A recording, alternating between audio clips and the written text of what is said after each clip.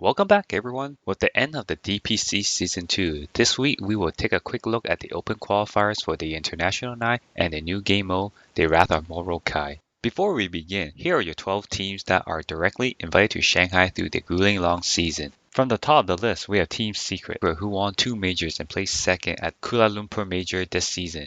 In second place, we have Virtus Pro. They won the opening major and placed second in Chongqing and Dream League. In third place, Vici Gaming. They also won 2 majors and ended the season off on the right foot by winning Epicenter. In fourth, we have Evil Geniuses, and they are followed by Team Liquid. In sixth place on the standing is PSG.LGD. They always had decent finishes, but they couldn't capture a major title. Fnatic sits on number 7, and even with a strong start, they crawled to the finish line, forcing a roster movement during Epicenter. Ninja's Pajamas came in at number 8. They played the most games of any invited teams. They play in 4 majors and 3 minors. They won 2 minors in OGA Dota Pit and Star Ladder. In ninth, we have TNC Predator. They struggled in the start, but once they signed Lee Hin Sungon as the coach, the strategy started to come together. The defending champs of the Aegis comes in at number 10. They struggled at the start of the year with Anathan Anna Pham on vacation and finishing school, but once he returned to the team, OG started to get their game back. At 11, fans can finally say Alliance is back. It took this team one last event to make it, and it came down to the wire in a series against Gambit Esports. The winner of that series would be directly invited, and we know how that ended. And the last direct invite is the third Chinese team, Keen Gaming. Keen Gaming did not even participate in the last 2 events and still made it. Their best finish was 5th-6th at Dream League, and that earned them enough points with 900. The team behind them only had 687 DPC points. Now that we know who's going to TI9, let's find out who will fight for a spot in the regional qualifiers. There are a lot of teams fighting for a spot, but luckily the cream will rise to the top. Let's begin in North America. There are 4 slots, and the teams qualifier are Team Salado, Kookaburra, Swag, and Black Sheep. The most notable players are from Kookaburra. They have 2-time major winner David Moon Meander Tan leading the offlane, and Black Sheep has Mason Van on position 1. His most notable achievement comes back in TI4, finishing 4th on Evil Geniuses. In South America, there are also 4 slots. SG Esports were first to qualify, followed by Furia Esports, which is a new team formed this year.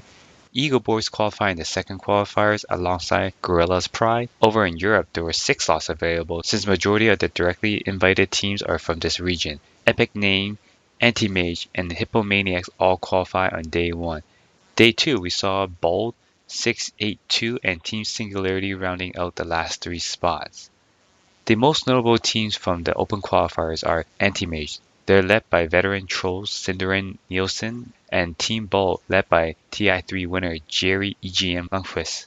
In CIS, there are only 3 slots. Fly to Moon took the first spot, while Vega Squadron and Nemiga Gaming had to fight out in day 2 for a spot in the regionals. In China, there are also 4 spots. Invictus Gaming and CDEC Gaming took it on day 1, while Team Serenity and Newbie earned their spot in day 2. And the last region in Southeast Asia, we also saw 6 teams qualifying from the open qualifiers. Team Genebras, Team Adrot, and Evos Esports earned their spot in the first open qualifiers. 496 Gaming, Team Ampli, and Resurgence had to battle out again on day 2 for their spot. C is a surprising region. Team Genebras is led by 3 Korean players and is joined by Nico Gunnar Lopez to try and earn a spot to Shanghai. And that rounds out the TI9 open qualifiers. Only 1 team from each region will make it to TI9. We will find out next week. It's been a while since the Battle Pass released any new content. Valve finally tweeted out on Friday, July 5th that the Immortal Treasure 2 and Mordecai will be released. It was a long Friday for many fans, but was it worth it? As for the treasure, they're all nice and shiny that modifies the spell, but we're interested in the new game mode. It's definitely new, but is it really? It's similar to Year Beast mode back in 2015. This time the Beast of Mordecai takes 2 minutes to spawn, and it chooses a lane to attack. Player must gather essence to power up. There are 3 paths to upgrade. However, this event is just regular Dota with a powerful creep. The upgrades throughout the game does drastically prolong the game. After having a couple rounds with it, many players are electing to go with team fight oriented heroes that use their abilities to crowd control other players and the mythical beasts. The beast itself has spells that convert trees into treants, so make sure your team has a teamfight ability to clear them. And yes, the games were an hour long. Valve definitely needs to change this into turbo. Not saying it won't be as long, but it will definitely speed up the game much faster. Give yourself a shot, and we'll see you next week.